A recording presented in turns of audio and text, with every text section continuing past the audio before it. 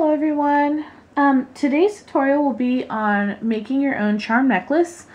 I get a lot of questions on how we make our charm necklaces and also our keychains and other items like that. Well, it's all pretty much the same once you figured it out. The first thing you're going to need are jewelry tools. Now you can go to Michael's or Hobby Lobby or Joann's and you can purchase their jewelry pliers and all that stuff, and it's going to run you between $6.99 each item, or about $20 for the 3-piece set that you see here.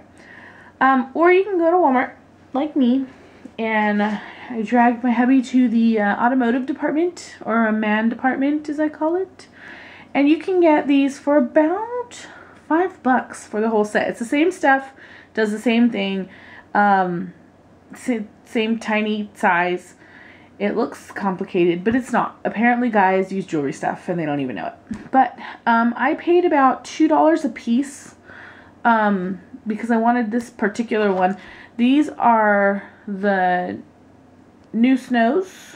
As you see, they're kind of rounded.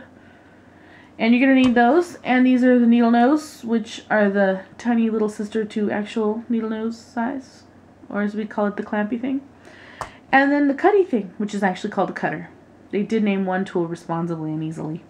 So the first thing you're going to need are these tools. Your life will be infinitely easier if you can get these tools. The next thing you're going to need are some cool color coordinated beads. And they can pretty much be whatever, you know, whatever. I like to do a variety of color, size, style, texture. I like to mix it up. These are about 8mm and these I believe are like 12 or 14. So they range in size. You're also going to want, and I like anywhere between the 8, 10, or 12mm jump rings. Jump rings are the ones that just go around one time, whereas spring rings are the ones that go around multiple times, like a itty bitty keychain. The next thing you're going to want to do is have your bottle cap pendant, which is basically a bottle cap with the hangy hardware, on a necklace. You can use chain link or a ball chain, doesn't matter.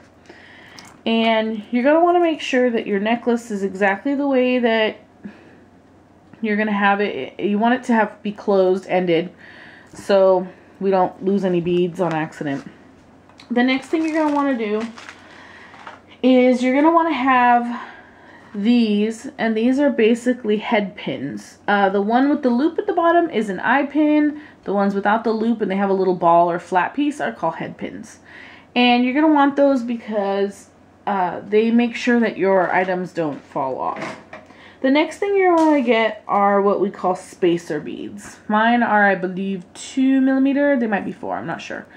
But they're plain, but they do help because sometimes no matter what you do, that charm is determined to fall off the end. Now, the little head pins or eye pins, sometimes you'll notice they're too small. So you're going to want to put, at that point, your spacer bead on. Then you're going to want to toss this on. See how it fits? Now you're going to want to make sure you have about, I use a finger space of room. Then I get my NooseNose and I just, I get the end and I roll it. Let me see if I can zoom in a little bit. Yeah, that's better.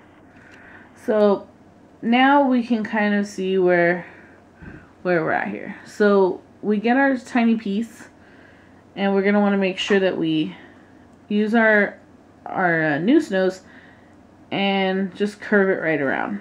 Okay? Now you're going to want to attach it to either your spring ring or your actual ball chain. And since this is a larger bead, I'm going to go ahead and attach it to the ball chain itself and then just finish closing. So you're basically just like wrapping it around. So as you can see here, it's now attached. Okay? So there's one bead. And then you're just going to want to repeat that with several other ones. Now, you're going to have charms, and charms have the little hole on the top. So what you're going to want to do with that is you're going to want to use your Needlenose to just kind of pry it open, pop your charm through, and then you can also add that either to the ball chain or the actual piece of hardware. I do like to add a little bit to the hardware because I feel that it kind of helps cover the hardware and just the way it looks.